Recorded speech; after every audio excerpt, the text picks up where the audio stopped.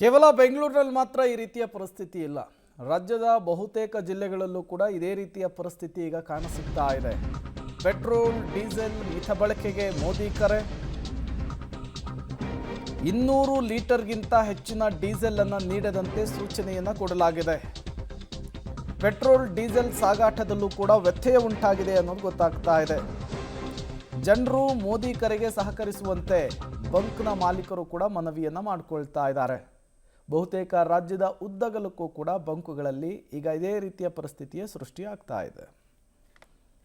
Petrol diesel ಮಿತವಾಗಿ ಬಳಸುವಂತೆ ಮೋದಿ ಕರೆ ನೀಡಿರುವ ಬೆನ್ನಲ್ಲೇ ಪೆಟ್ರೋಲಿಯಂ ಕಂಪನಿಗಳು ಅಲರ್ಟ್ ಆಗಿರುವಂಥದ್ದು. ಏನು ಡೀಸೆಲನ್ನು ಕೇವಲ ಬಂಕ್ಗಳಲ್ಲಿ 200 ಲೀಟರ್ ಮಾತ್ರ ನೀಡತಕ್ಕಂಥದ್ದು, ಅದಕ್ಕಿಂತ ಹೆಚ್ಚಿನ ಪ್ರಮಾಣದ ಡೀಸೆಲನ್ನು ಯಾವುದೇ ಕಾರಣಕ್ಕೂ ಗ್ರಾಹಕರಿಗೆ ನೀಡಬಾರದು ಎಂದು ಪೆಟ್ರೋಲಿಯಂ ಕಂಪನಿಗಳು ಸೂಚನೆ ನೀಡಿದ್ದಾವೆ. ಅದರ ಜೊತೆಗೆ ಏನು ರಾಜ್ಯ ಸರ್ಕಾರವು ಕೂಡ ಈ ಬಗ್ಗೆ ಒಂದು ರೀತಿಯಾದ ಅಧಿಸೂಚನೆ ಹೊರಡಿಸಿರುವಂಥದ್ದು. ಪ್ರಮುಖವಾಗಿ ಏನು ಪೆಟ್ರೋಲ್ ಡೀಸೆಲ್ದ ಕೊರತೆ ಹೆಚ್ಚಿನ ಪ್ರಮಾಣದ ಆಗುವ ಸಾಧ್ಯತೆ ಇರುವಂಥದ್ದು. ಯಾಕಂದರೆ ಹೆಚ್ಚಿನ ಪ್ರಮಾಣದ ಸ್ಟಾಕ್ ಇದೆ, ಸ್ಟಾಕ್ ಬರೋದು ತಡವಾಗ್ತಾ ಇದೆ. ಹೀಗಾಗಿ ಒಂದು ರೀತಿಯಾದಂಥ ಆತಂಕ ಈಗ ಮನೆ ಮಾಡಿರುವಂಥದ್ದು.